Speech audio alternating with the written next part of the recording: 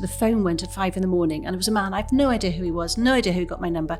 And he said, "Ma'am, my baby's been crying for 2 days and I don't know what to do." And I said, "Why is she crying?" He said, "I've been feeding her sugar and water and I've got no sugar or water left." I have a powerhouse in the arena.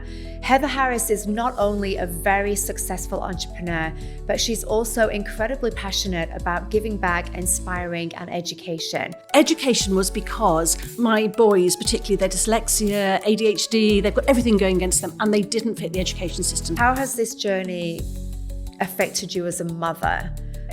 I'm just not very good at turning off.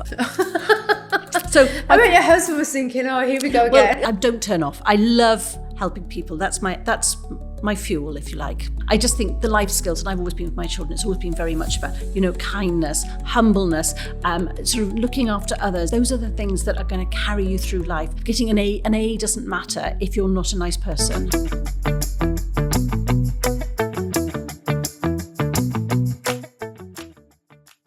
Hi everybody, and welcome back to another episode of the JGK podcast. And today I have a powerhouse in the arena. Heather Harries is not only a very successful entrepreneur, but she's also incredibly passionate about giving back, inspiring, and education. Heather has now founded the World Education Network, which is a community of educators that can come together and really spread inspiration and help to others. I am honored and very excited to introduce Heather Harries in the studio today. Heather, welcome. Thank you for joining us.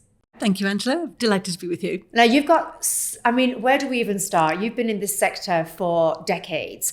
But I'd like to go back to the beginning if we can. If you can just introduce yourself first of all and explain a little bit about your education background. I've a very interesting journey, and I wasn't in education to start with. So where I started, I left college and I set up my own business. I was offered a job. So I went, like most young people, I was offered a job and I didn't think they were going to pay me enough. So I went back to the very, very powerful gentleman at the time and I said, "Actually, I'm going to take you on as my first contract. I'm going to set my own company up. There's a gap in the market." And he kind of looked at me and went, more or less patted me on the head and said, "Well, yes, dear, if that's what you want to do." Very, very patronizing. And I said, "I'll show you. I will show you that I can do more than this." And it just so happened that it was at the change of kind of development within the area I lived in, which was West Wales. And it was where EU was putting lots and lots of grants into the area.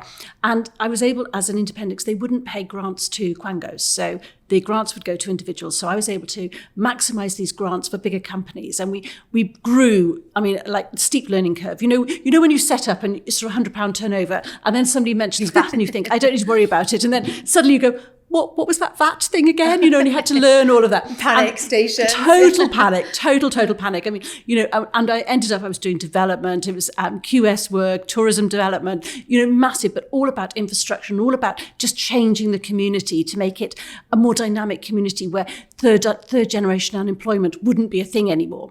So I retired when I was like 29. I kind of like, I've worked really hard. I've done it. I've done it.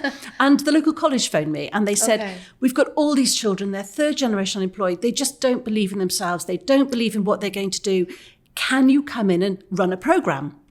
And I went, yeah, maybe. I'm not very good at children. Did you know I'm retired, by the way, at 29? Exactly that. And I'd never dealt with young people before. I'd never had that interaction. So I came in and it was the best job I have ever had in my whole entire life. And it was all about inspiring. And I got these children, they were in competitions, running awards, and just kind of understanding how they could do things differently.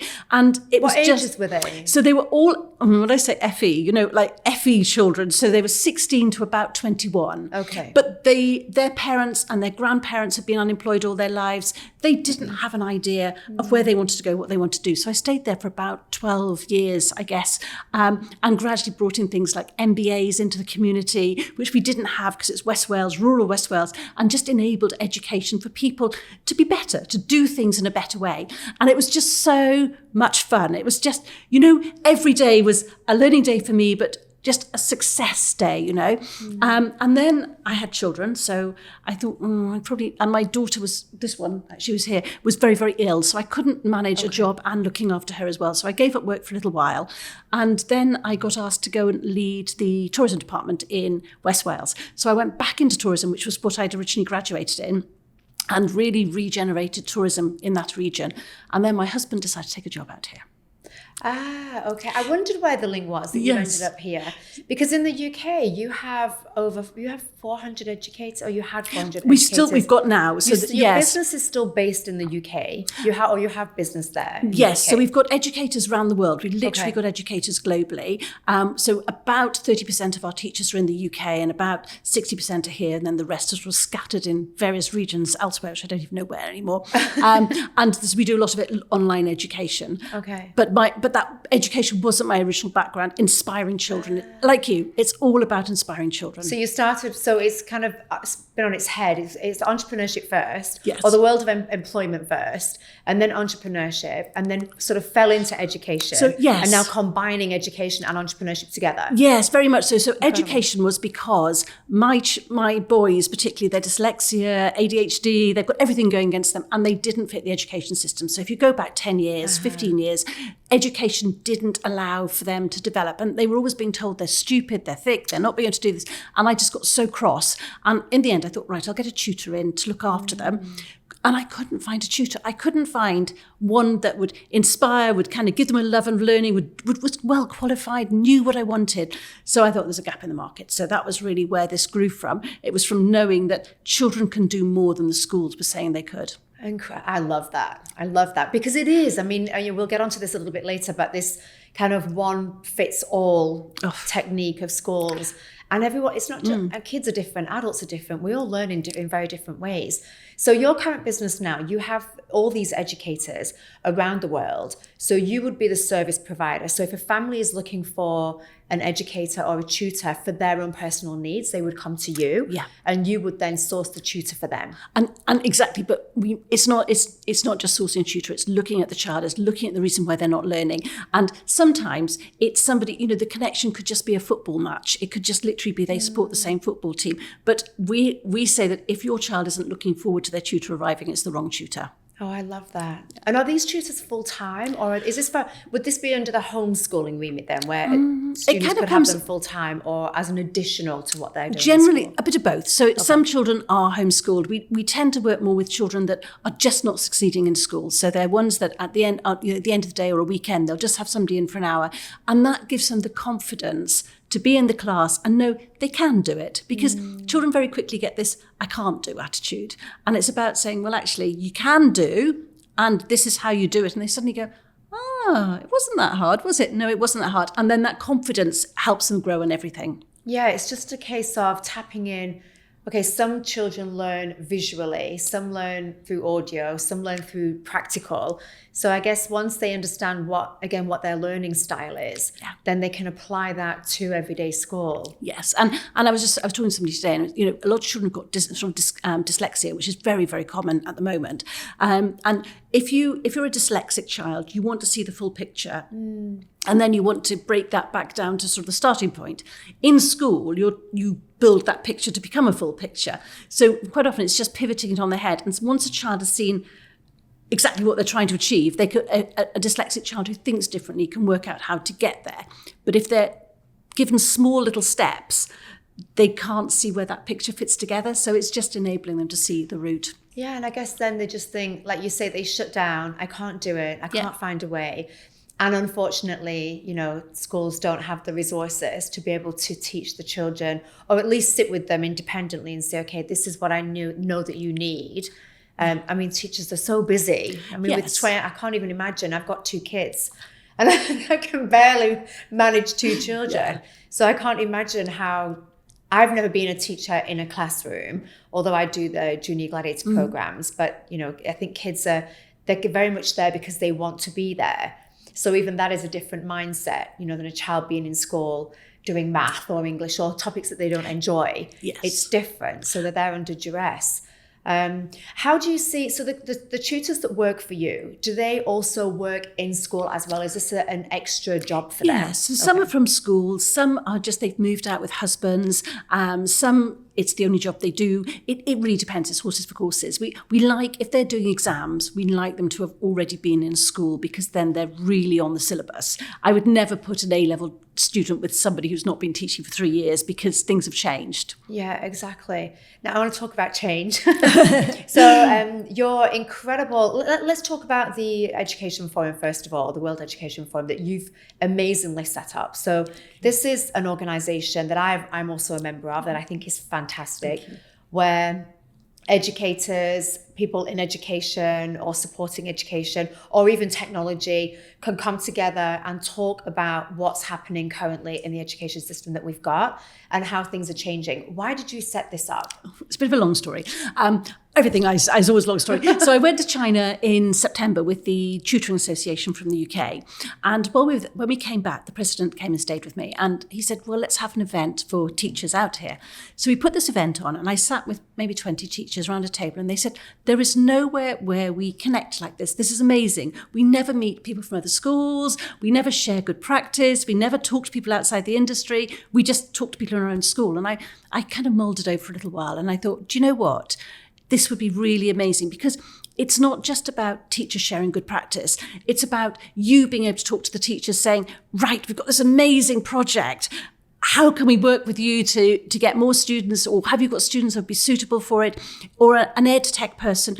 You know, an ed tech person, they think they know what a teacher wants, but are they really talking to teachers to know that they know what a teacher wants? And a teacher might be using a piece of technology, but if they could just tweak it, just that little bit, it would be more perfect. And we just thought that if we could put everyone in a room together, you would have this sort of huge room of inspiration. And the kind of strapline that we say is, if you inspire people, this network is for you. So the idea is that you get everybody that does anything that's inspirational, you know, that develops people. And the big thing about it for us was very much that the very first event, you know, when you go to network normally and everyone's trying to sell you something. It's just a pitch. Elevator pitch. Yes. But what we discovered, that people who inspire people, who teach, and they've just got this natural giving within their DNA. And they kind of say, what do you do? Oh, have you thought about so-and-so? Have you met so-and-so? Let me connect you with so. And it's just become this amazing kind of place. It's almost like a safe space where let's help you grow your business, because we just want to help you, you know? It is actually really like that, because the events that I've been to, so I was talking to one of the ladies and she said, oh, what do you do? I said, oh, I work with kids for entrepreneurship. Oh, you've got to meet this guy. Yeah. Come, and kind of drag me across and introduce you to him. It is like that. And I think I love the fact that, as you said, schools don't often get to talk to each other. So what might be working for one school, another school may not even know about that. Yeah. And the crossover, I guess, of this open communication. Because at the end of the day, all we really want is for the kids to be learning, to be happy, to be safe. Yes. We all have the same intention. Where do you think, and this is a really big topic, but because I'm dying to jump into this, where are we going? Like, where is this education landscape right now moving to? Yes, I mean that's just like, how long is that piece of string? I think education is at that kind of cusp where it's got to change. There's always going to be traditional education. Children have to learn, read, write. They have to learn to add up. They have those basic core skills they have to do. But what they need is skills for life. And I think do we really need to learn everything about history? We need to learn the importance of history, but do we need to learn all the facts and all the dates? Do we need to learn?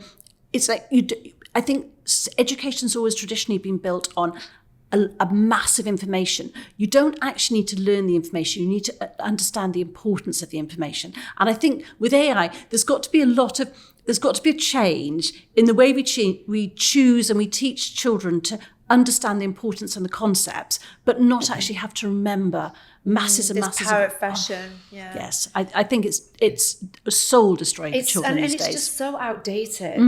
I remember in school, I was academically, I would say I was above average. I certainly wasn't the smartest by any means, but I was above average. But then the moment I sat down, and I was above average all through the year, I didn't fluctuate. I was an okay student. But then that end of year exam. Yes. and sitting and the palpitations and the sweaty palms, and then everything that I am being graded on that one mark. It just never sat well with me, even as a student. Yes. And it's just that one-off day. And the problem is, you know 99% of the information amazingly well, and that 1% that comes up as a main question, and you've blown your mark. But actually, how important was that 1% when you know the concept of everything really well? Correct. And in real life isn't like that. Yeah, exactly. We don't come up into the office every morning. Okay, guys, pens and papers, let's do your test before you get going. I mean, we do like to know, if staff know what they're doing, but it's not really preparing them for the arena of life. Not at all. And I just think, the life skills, and I've always been with my children, it's always been very much about, kindness, humbleness, sort of looking after others, ensuring kindness. Those are the things that are going to carry you through life, not about being a dragon, not about beating all the time, not about getting an A. An A doesn't matter if you're not a nice person. 100% agree with you. Now, you've got your kids working with you, so I want to just have a little... We've had this conversation. We've not had it on air, though. So I think working with family, I work with my family. My husband is here and our oldest son is here. Now my youngest son is also getting into the business. He's doing little things in the office. It can be challenging, especially working with your spouse. How has that journey been for you? And where did it start with you and your husband? How did you start? So my husband doesn't work. My husband tried working for me. He doesn't work for me anymore. Okay. That was not enough said. That was definitely not successful. So my eldest son, he's dyslexic and whatever, and he kind of bounced through school. He had a very uncomfortable journey. He went to work. I basically said when he left school, I said, right, you have to go and do the most horrible job in the world, because then you'll understand what a good job is. So he did that. He did his kind of apprenticeships on farms and smelly places, and he worked in some fairly horrendous sales jobs, and then eventually he was working in recruitment, which he was really loving, and he was driving an hour and a half down to Business Bay from where we live every single day to go and do the job, but we already had a recruitment company, and I just thought, okay, you've reached the point where I think you've matured enough that I probably will be okay with you. We will probably not kill each other. I wasn't sure if I was going to say that loud, but yes, absolutely. So he gave up the job he was doing and he came to work for me. It has been a bumpy start, but we've pretty much reached that point where he goes, okay, if I want knowledge, I need to come to you. If I want to try something new, I need to dig into myself. And if I lose money, that's on me, not on you. And it's kind of, we've finally reached that kind of level. So he has a great deal of autonomy, which is, I find stressful, but he loves. And he's grown and he's really doing very well. And then my middle son, he did a degree. He went away to college. Again, he's dyslexic. He struggles with learning really badly. Went away to university. He's just graduated with his business BSc in management, and I don't know whatever else. Well, yes, we've still got to do the actual graduation, but we think he's passed. Okay. And he's coming back to do operations for me, which is lovely, and he's very good at it. Okay. And he's kind of worked in the business since he was about 7. I mean, slave labour. I'm all over slave labour. Well, I'm all for that anyway. Yeah, it's really good. It's really good for them, isn't it? So he kind of knows the business back to front anyway, and he's just dropped in. He's doing really well. And then Kitty's just doing a degree in journalism and media and communications, and she's now here for the summer on kind of work experience. But I think the exact words with Kitty has always been, over my dead body am I working for you full time. But I will put up with it because I need money right now. Well, then, things can change. Maybe you should do the same strategy with her. Give us some really awful, terrible apprentices first, and then she'll be begging to come back. Yes. But it's funny, I remember one of the events a few weeks ago, which is when we had the conversation, your son was there, and he came and he's looking very casual and, like they do, this younger generation. And I said, I'm working for Mum and I'm really enjoying it. And I said, so we don't do office attire, no? We just don't do that, do we, in this generation? He said, no, because I need to be comfortable. Yes. In his off-white T-shirt or whatever. Palm Angels. Palm Angels T-shirt. But that's fine. I mean, as long as they're getting the job done. And yes, I mean, I would like smarter than pajamas. That would be good. But actually, they're not really front office. These days, they're online. So if they're in a meeting, they are supposed to dress up. Okay. But I think the last event we had literally come back from holiday, kind of that morning, and that's the only thing that was clean. And it literally, I'm not joking. It literally was. So yeah, it was what it was. But yeah, if they go for meetings, they have to dress up. If they're working home, generally, I kind of go, okay, it's fine.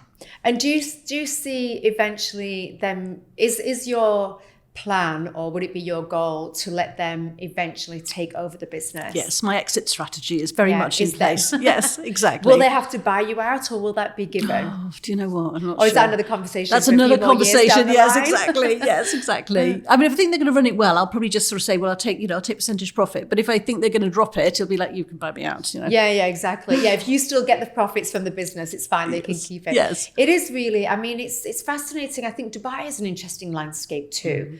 Because there's many different kinds of schools here. You've got the traditional, British, American schools, but then you've got a lot of the alternative schools popping up here as well. What's your view on that? Do you know, I always say to parents that if you're choosing a school, look backwards. So what do you think, parents have a feel, what do you think your child's going to do? So if they're going to be a doctor, you want something very traditional because there's no other way around it. Right. If they're going to do something arty, communication, it doesn't matter. So parents know, and I think parents have dreams for their children, whether children fulfill those dreams. Now, that's a completely different subject. So it's really important that it's horses for courses. I think even within English schools, even traditional schools, there's a whole sort of spectrum of different options within an English curriculum. So whatever you do, work backwards. If you think you're going to end up in America, that's going to direct you to a certain curriculum. If you're going to end up in India or Australia, that's a certain curriculum. Are they going to be scientists? Are they going to be Are they going to do something humanity? Are they just going to go off and travel around the world? And then look at what's going to fit your needs. But try and have a pathway. It's a tough decision, isn't it? It's so hard. Because the thing is, I mean, even with that said, as a parent, you have no idea. What your child, I'm not sure I know. I don't know what I want to do. I'm still figuring it out too. Exactly, and the child has no clue at that stage. But I guess if you're looking at we know we will be going back to the States, or we know we will be going back to the UK, then that gives you a little bit more of an idea. It narrows. It starts to narrow it, and then you can go from there. What's your view on? Because I have mixed feelings about the way that schools are graded here. So we've got, okay, good. This is going to be a good conversation. Outstanding, good, acceptable. I mean, what's your view on that? So my thing with schools, so we do part of one of our services we offer is relocation. So we take families right round every school. I mean, we literally go to every school. So if families moving here, they would go with you. Yes, that's a great service. It is a great service. But I always say to parents, I say, put away everything you've heard about a school. When you walk into a school, you will have an aha moment. And quite often, I'll take a family around, and in my mind, I'm thinking, oh, they're going to go to RGS, or they're going to go to this one. And they don't. They walk in, and they fall in love with another school. And I think some schools have a real character, and a soul, and a heart, and a community. And to me, a school, if you don't love the school, you'll never love learning. So it doesn't matter if they've got an award. What matters is, what's the management's team like? When you look around, are the students really happy? Do the teachers look happy? Are the lessons engaging? And when you walk around that school, you will see that. And if that's in place, that's all that matters. Yeah, that's great advice. I didn't do that so we were living in Dubai for a few years. And then we moved out. We moved to Thailand for 3 years. And then when we came back, my oldest son was just going into secondary, but it was after COVID. So at that point, all the schools were closed because it's COVID. And we had to literally put his name down at different schools, and then we just got what we got when we got here. Now they got into North Anglia. And I love the school. There's some things I love about it. There's some things that I don't particularly like about it, but that's all school.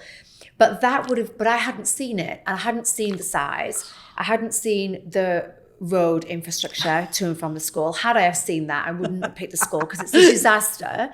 Really, Hester Street has a lot to answer for. But I think as a parent, had I have had that service where I could have actually gone into the schools and had a feel for it, I don't think I would have picked the choice that I did. But it was a case of, okay, let's have a look, what's available, where can we get you in? So that's what we did. But the school is outstanding, or the school is good. Now, from a student's point of view, my kids come home and they say to me, oh, we know when the government's coming in. We know when KHJ are coming in, because all the teachers are really friendly and smiley. And, the whole atmosphere in the school is very different. Yeah. It just doesn't really... I think that's a good thing. I think grading is good. And I think it's really important that somebody goes in at some point and checks that schools are doing what they say they're doing. And I think that is important. But grading based on a 1 week snapshot where you know that the teachers have tidied their rooms up and they put the best work on the wall and they're delivering their best. There's some teachers deliver the same lesson all week because they're trying to deliver the best lesson. That's very artificial. But I think, the inspectors that are coming in, they're looking at children's books and they're quite well trained, so they can spot a sort of a falseness. I think the problem is that quite often schools are being judged on attainment. And it's like we just said, not all children are really super smart. And some of the schools that haven't got outstanding, they've got a real soul and a real heart about them. And they've probably got the best out of the kids that they're ever going to get. And they're not being upgraded because they're not getting straight A's. Well, not all children want straight A's. Yeah, exactly. And an outstanding school, as you say, is one that's got heart and soul. Yes. Not necessarily on the... How do you think things... I want to get into AI. I'm dying to jump into AI with you. Because you know how much I don't know about it, don't you? Well, I'm not exactly an expert myself, so this could be, we can do AI for dummies. But it just seems over the past 12 months, it's just gone. I mean, artificial intelligence has been here for the last, how many decades? It's not new. But I think it's new in terms of how now it's being brought into the schools, how students are using it. Yeah. How do you think things are going to change? Because we can't carry on with this system. No. With this coming in. No, and I think it goes back to that concept of learning, concept of information. So my kids, they're doing their degrees, and I think their degree is, courtesy of AI. There's ChatGPT has got a lot to answer for. But I did see Middlesex actually did something very, very clever, Middlesex University. They gave children an assignment that was written by AI, and they said, go and improve this. And I thought that's interesting. Really interesting way of doing it. I think schools have to adapt to understand that children have access to more information than any generation has ever had. How accurate that information is are the skills they have to teach them. So, I'm a great AI user. I love, if I write randomly, I'm kind of like, I throw 5 million ideas onto a piece of paper and I give it to ChatGPT and say, put this in order. And I love it. And from that point of view, I think it's a really great system. How much it loses, I think because, our generation is very good at adapting to information, reading through things and going, yes, okay, that they missed that or it's misread because that. We have that baseline because we've learned those skills. Mm. So I think those are the skills that these children probably haven't learned because they've not had to go and find an encyclopedia or Google or books to find the whole story. Multiple sources of research. So I think analysing sources and knowing their accuracy is really going to be more significant skill during AI than anything else. Although I was debating this with somebody this morning that tutoring, which is obviously my business, AI tutors, now you can basically teach a student with a person that looks like a person that teaches better than a proper teacher. Wow, fascinating, isn't it? It's like, where does that go? But then I think there's a lot to be said for that human connection. Yes. Whilst I understand, on a screen, it might look, sound, and seem like a human. The reality is it's not. And this human connection, I don't think any level of technology will ever break away from me and you sitting here in front of each other, having a conversation, looking in each other's eyes. And for children, having that human touch, that human element, I don't see technology ever replacing that. No, it's things like humour and sarcasm and wit and all of those bits that go with the teaching. And loved by, the energy of another person. Yes. Providing the teacher is enjoying. Well, there is that, yes. But I think that connection, I know from my own, education background, I remember the teachers that I had a loving relationship with. And they stuck with me. The memory of them have stuck with me all the way through my life.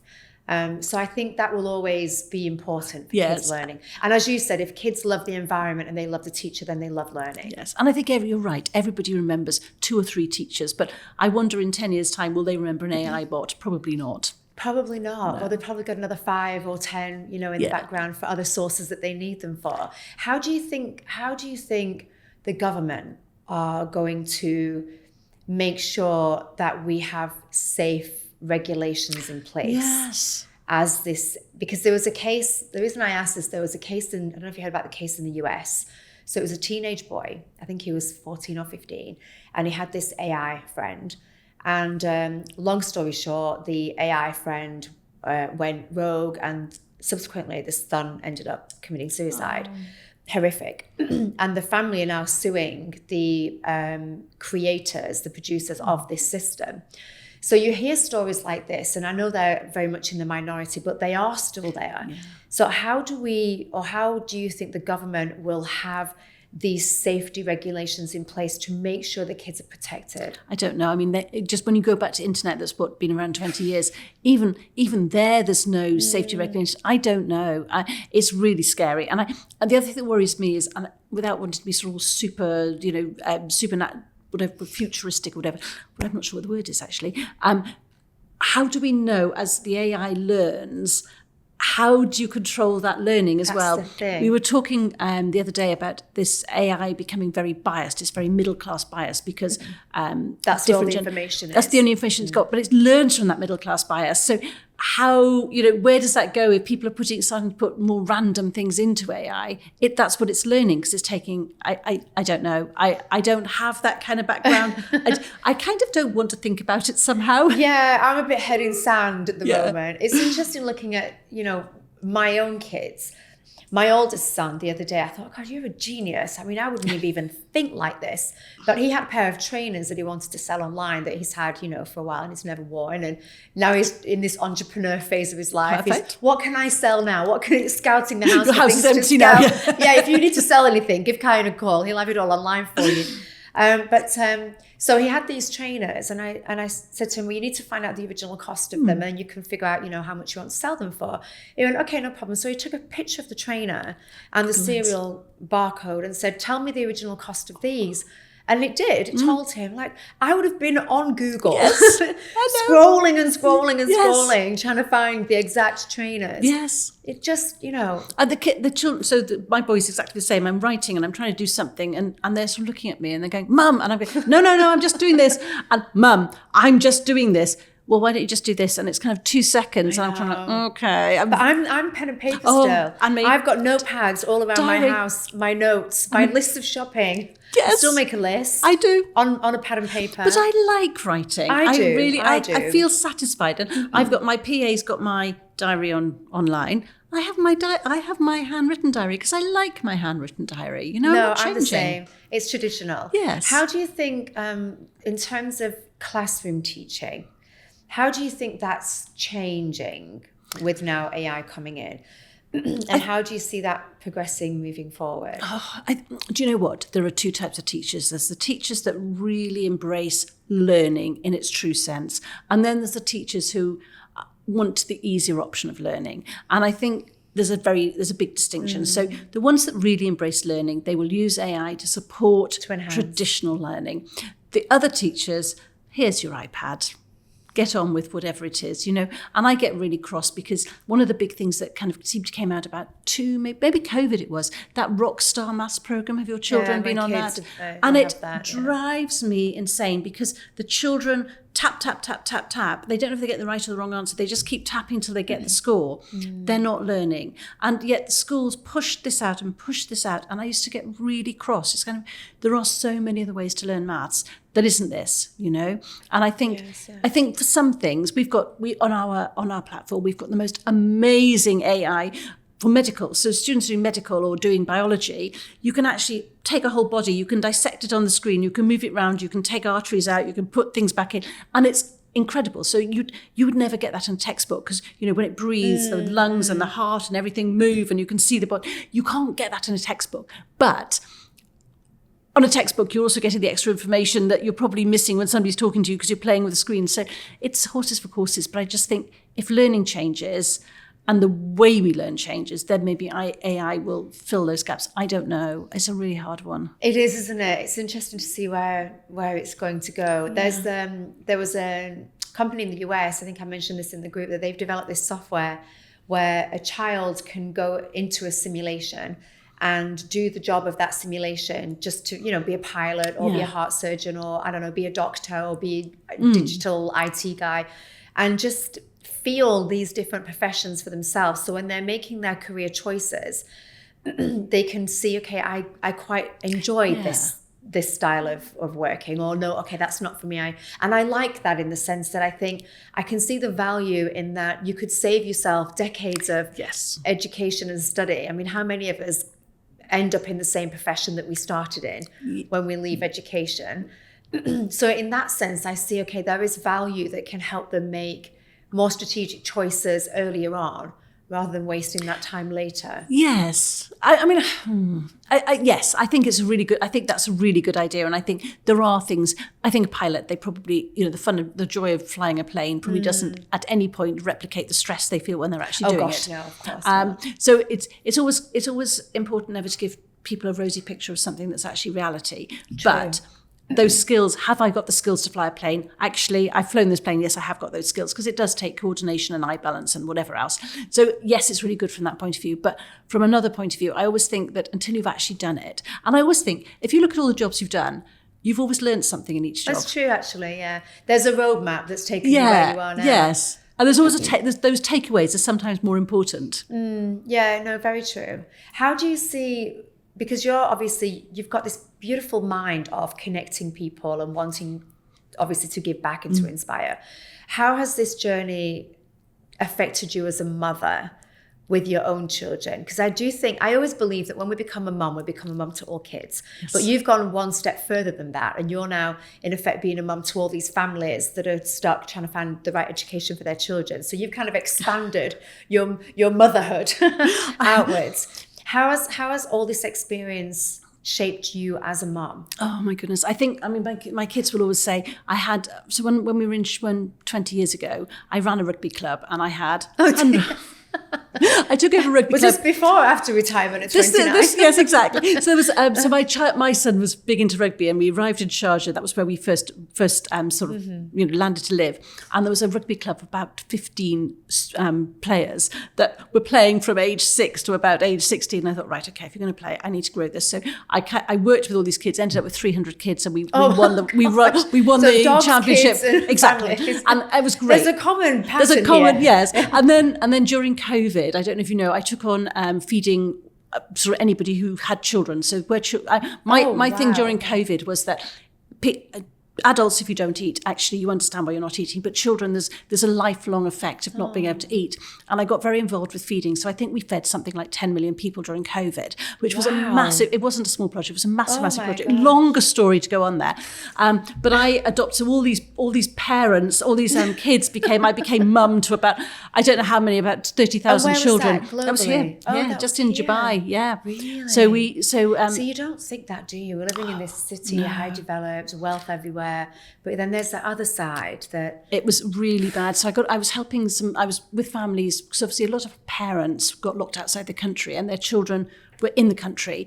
So they were being looked after by maids. And so I sort of adopted all these families. So I was just checking they were okay because the parents were away.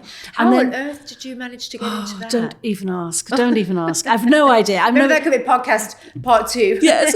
So then when I went to one of these families, one of the maids said to me, she said, "Mum, my employer hasn't paid me. I've got a child at home. I don't know what to do." I said, "Right, here you are. There you go. Here's some food and whatever. Let me give you what you need."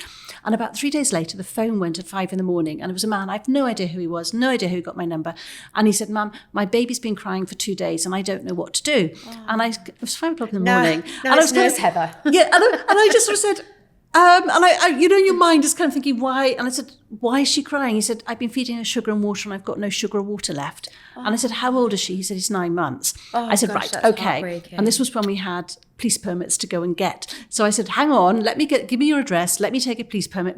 And I said, "What do you need?" And this guy said, "I don't need anything. I just need my child to be fed." And I said, "Okay." So I filled the car full of food and whatever else, and food for him and food for the children. And I drove down to the other end of town, police permit, you know how it goes. And you're watching the clock, like, gotta get there. Exactly that. I have no idea where I'm going. And arrived there, and there was 12 families in this one room, and they had nothing. They had no water, they had no sugar. But of course they couldn't leave, and because they've got no credit cards, they had no way of buying anything. And their employers hadn't paid them. So the children had got nothing. So I fed them all, and that was really lovely. And I said, "Right, I'll come back next week and I'll feed you again." And when I was driving back, I was thinking, there's got to be a better way to do this. There's got to be more people like this that are not getting help. So I thought I'll set up a Facebook group. So I bet your husband was thinking, "Oh, here we go again." Well, I know, he literally was. So my Facebook group was basically on the basis, if you want to help somebody, if you need help, let me know. If you want to help somebody, we can help you. And we ended up, so the first week there was the first day was something like 5 people on it. Second day was 10 people. Then it was 20 people. Then it was 50 people. Oh my gosh. And by a week we had about 2,000 people who were starving. They were literally starving. So I thought we've got to do action. So yeah, pulled together a big community effort and fed all these children. And we had messages. The kids were just laughing. They were like, oh, Mum. And it's like, Mum, Heather, please, we need, And oh my God, you make me feel so inadequate now through COVID. Do any of this. Oh, it was really, it was really enlightening. It was really, it was. Have you kept in contact with any of the families? A lot of them still write. And in fact, I had a lovely message from a Filipino family that's just arrived in Ireland. And they said, we know you're not in Ireland. We know that you're not here, but we just want you to know this is where we are. And that came through about 10 days ago. And they were showing me pictures of the family. And they said, the girls are doing really well. And it's just so lovely. It's just so lovely. They survived because, it was a massive project. I can't even start to tell you what we did. Where does this side of you come from? Because I often think, okay, there's something you're different, right, to average humans out there in the sense that I'm quite sure about that. But you really are so passionate about giving back. It's running through your veins. I mean, that story is just testament to who you are as a person. Thank you. But where does that come from? Because usually these kind of character traits come from something that happened in childhood or some journey along the way. My changing thing, I was representing Wales and I went to work with some children who were underprivileged in Canada. And the children, one particular boy, and he'd gone home. So he was in, we were cycling through Rocky Mountains to give him a challenge. And one of the particular things that struck in mind, he'd gone home and his father had murdered his mother when he walked into the caravan, and he murdered his father and he got put into jail. And how old was he? He was 14. Oh my God. Yes, and that changed my life because for the life he had and, if you like, his upbringing, he had a wasted life. It could have been so different. He didn't have a good lawyer because of the life he had. He was a child in care by that point, and and it really upset me because I knew I had, not a privileged lifestyle, but I'd grown up with, 2 lovely parents, a lovely house in the country, and, anything I wanted, I had. And I just thought so many people don't have that by right. And that changed my thinking on the world. Wow, what a story. Do you know where he is? Like, what happened to him? I don't know. I was too young. I was only probably 17 at the time. And we didn't have internet, we didn't have Facebook, we didn't, so communications were very different. I don't know, but it made me think there's a lot of people that don't have opportunity.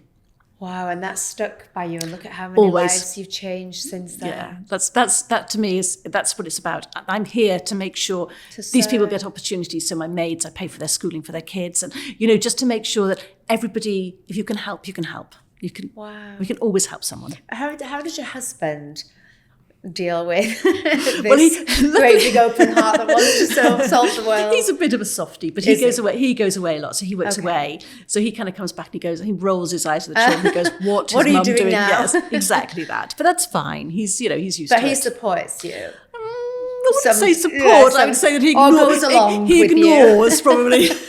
Gosh, you do so much. I don't believe there's any such thing as a work-life balance. We all, talk about work-life balance. That's an illusion. But you are juggling so many things. Plus, you've got your business. You've now got, the education forum that you're running. You're a mom. You've got your kids. You've got 10,000 dogs at home that you're also taking care of. How do you? Because your energy is super high. One thing about you is I always know when I see Heather, she's super high energy. How do you balance everything? I'm just not very good at turning off. I think so I've always been, it sounds, I don't turn off. I love helping people. That's my fuel, if you like. Do you ever burn out? Do you ever think, I just need a minute? I did. I think last week, I just said to the kids last week, I said, we need a holiday. And we went away and I did nothing. Well, we did tour around, but we did nothing. But no, generally. I'm sure if I asked the kids if you did nothing, they'd probably say, she kept going, right, through the whole thing, I'm sure. But how do you get your own energy back? If you do what you love, there's never a day I wake up and I go, it's Tuesday. I do what I love. And so if I don't love it, I don't do it. Wow, fascinating. Amazing. What an honor, really, to meet you. And we just met through LinkedIn. Yes. I think I saw it was one of the first posts that you put up about the education forum. I thought, that's interesting. I don't know of anything in Dubai. that is having these kind of communities where educators can come together. Let's go and have a look. And then I met you there for and we the were first so time. when I know you dropped the message and we were so excited. You were one of the first people. Oh, and we were was I? Oh, this look is at this. We were so excited. But now you've got a great community. It's growing, isn't it? It's really growing. Yeah. And word's out there and people are spreading the word. Yes. So well done to you. Thank you. Really Hopefully. Amazing. Just keep being you. We need more Heathers in the world. Oh, that's so sweet. We need to, maybe with Angela, AI we that's- can clone you. Oh, Angela, we follow you. We absolutely aspire to be you. So it's mutual. Well, mutual appreciation for both. But I think we can get some kind of AI bot, clone Heather, have lots of Heather Harrises all around the world. Terrify the kids. The kids are going, no, stop. But we won't have it in the home, just other places. But really amazing. Thank you so much for sharing with us. And thank you honestly for everything that you do. I know that sometimes when we're doing so much, often you're the one saying thank you to others. Thank you for what you do. Thank you so much. Yes. Really amazing. But I love it. So don't think it's a hardship. No, I don't think that anyway. But still, it takes a certain amount of tenacity and grit and determination to do what you do. So, wow, thank you so much for joining us. Wow, what an inspirational lady. And, if you are in education and you do want to connect with other people here, then please contact the World Education Forum. It's a great community. And for any parents looking at education, if you're looking for the right school, if you're not sure what path to take, then please reach out to Heather. All the social media links will be down below. Thank you very much, and we'll see you next time.